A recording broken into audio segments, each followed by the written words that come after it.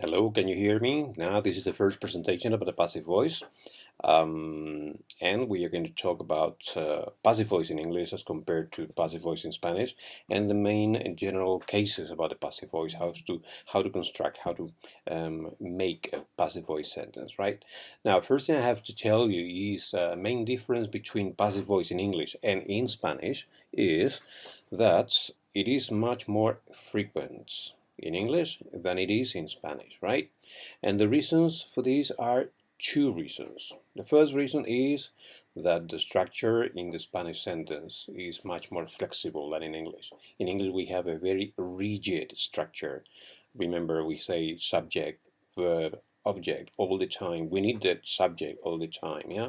It is a necessity in every sentence, yeah? It's an obligation to use the subject. Not in Spanish, but in English it is, right? So this is a big difference because sometimes we have a subject in the active voice sentence in English, which is not relevant. And we need to use a passive voice because of that, okay? There is a second reason in Spanish why we don't use the passive voice so much, and it is because we have the se pasivo.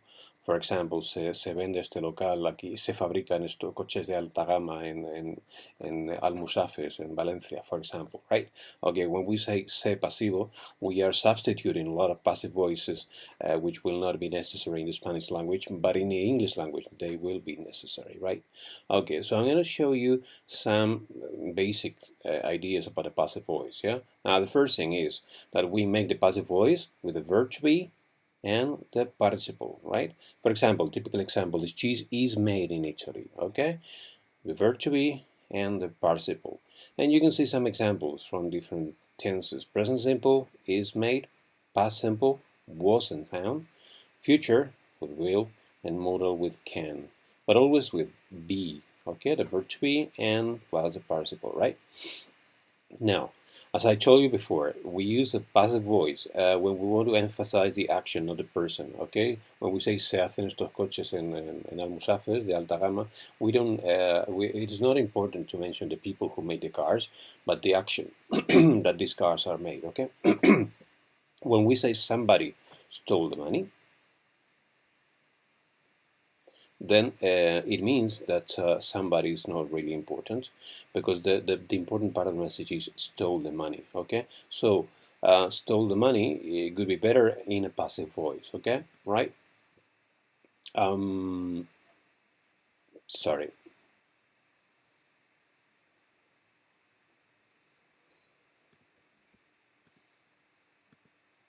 Okay, I got it back now.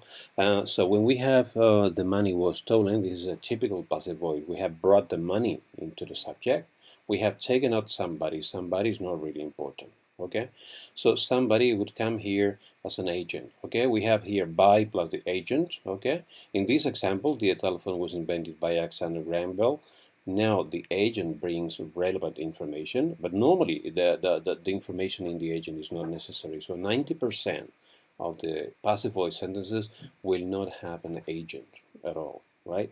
Okay, now let us go back to some more things that I want to tell you about the main passive structure. So let's go back to the PDF file, this one here. Let me take this out. Okay, well, this is a typical active and passive structure transformation. Yeah, this is the active. Someone locks the office every morning. Locks. Cierra con llave. Someone locks the office every morning. Now, this message in the active is not very relevant because at the beginning we have an element that is not important in the message. Someone, obviously, someone has to do it, but the someone part is not important. So this is the reason why this passive voice is relevant. It's much better to say the office is locked every morning than someone locks the office every morning, right? Now, basically for the active to passive transformation, what we do is take the object and turn it into the subject, as we can see here, okay? So the office becomes the subject, okay? And now we will see the transformation. Locks is locked.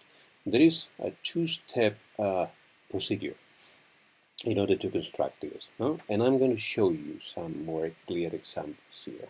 Okay, Here, in one of the exercises that you will have to do later on, and there is some little explanation of the transformation, the verb transformation in the passive voice, okay? These transformations has to follow two different steps. In the first step, we have to introduce the verb to be in the same tense as the active verb, okay? So when we say in the active, they make these cars in Japan, make is in the present simple, okay? So the verb to be has to be introduced in the present simple. Of course, if we have these cars, plural, we need to use are and not is, okay? So this is the first step, right? Now in the second step, we have the main verb, and the main verb becomes the participle, right? The main verb in the active voice. We have make, and this verb make will turn into made, as you can see here. So after following these two steps, we have got the transformation, the good transformation, right? Now, apart from this, I also wanted to show you some more examples of the correspondence of active verbs, active to passive verbs. Okay, let me bring this. Person keeps is kept. I mean, because it is simple person, keeps is a person, and to be is also present. Simple past kept, okay, and was. Always the verb to be will be in the tense that we are using. Simple future, then we have will be. In the conditional, we have would, so we also have would be, okay? Right? Here you have this document is available to you in your Moodle server, and you can check the transformation that are done from the active voice to the passive voice, okay? Well, that's about it for the moment. Thank you very much.